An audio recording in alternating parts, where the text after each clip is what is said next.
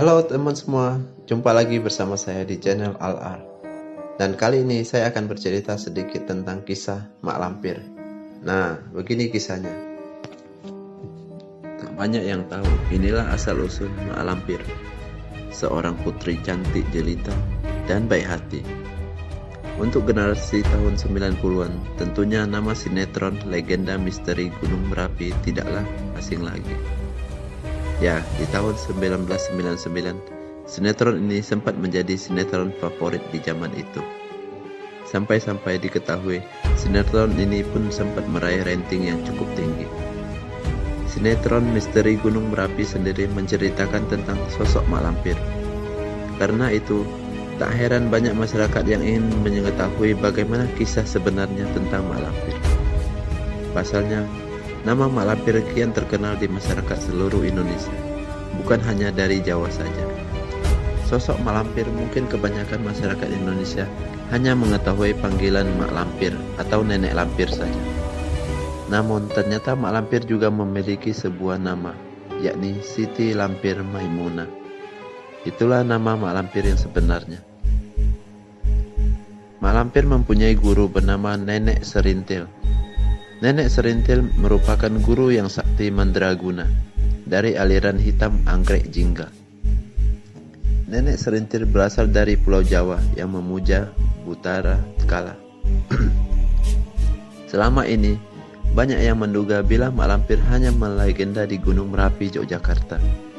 Namun ternyata hal itu salah.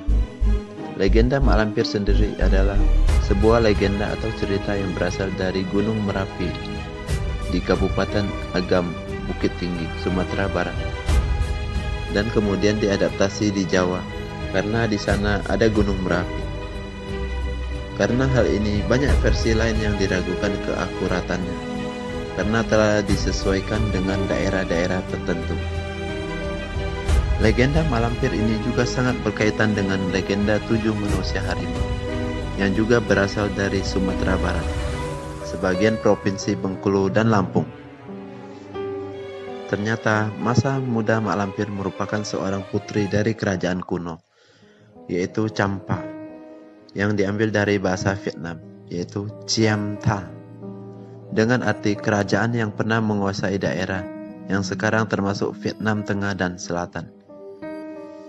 Diperkirakan antara abad ke-7 sampai dengan tahun 1832.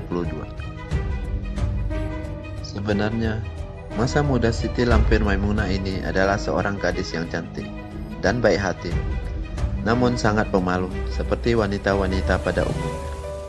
Saat dewasa, ia juga pernah merasakan jatuh cinta dengan seorang pemuda. Sampai suatu hari, Siti Lampir berjumpa dengan seorang pengembara yang dipanggil Datuk Panglima Kumbang, yaitu seorang bangsawan yang bergelar Datuk. Disebut Datuk karena dia adalah panglima dari pasukan alam kegelapan. Saat itulah cerita pertama Siti Lampir jatuh cinta kepada seorang pemuda yang tidak tahu pasti siapa nama pemuda itu sebenarnya. Namun yang jelas, sang pemuda juga diam-diam suka kepada Siti Lampir Maimunah, walaupun tanpa sepengetahuan sang putri. Walaupun di antara Mak Lampir dan Datuk Panglima Kumbang berdua diketahui saling suka, namun hubungan mereka ini ternyata tidak mendapat restu dari kedua orang tua Datuk Panglima Kumbang, dan membuat Siti Lampir sakit hati. Karena sakit hati, maka sang putri pergi bertapa ke Gunung Merapi. Saat pertapaan tersebutlah putri bertemu dengan seorang mahaguru. Guru tersebut banyak sekali memberi ilmu, hingga sang putri sakti mandraguna tanpa tanding. Putri tersebut lalu mendapatkan sebutan Mak Lampir dari warga sekitar gunung yang ketakutan mendengar namanya. Di sisi lain, walaupun tidak mendapatkan restu dari orang tua Datuk Panglima Kumbang, Mak Lampir tetap saja mencari pujaan hatinya tersebut. Akan tetapi, ia tidak pernah bertemu. Hingga pada suatu hari, Mak Lampir dan Datuk Panglima Kumbang akhirnya bertemu. Namun, mereka bertemu dalam medan pertempuran. Yang sayangnya Datuk Panglima Kumbang tewas dalam pertempuran tersebut. Mak Lampir sangat menyesalkan kematiannya.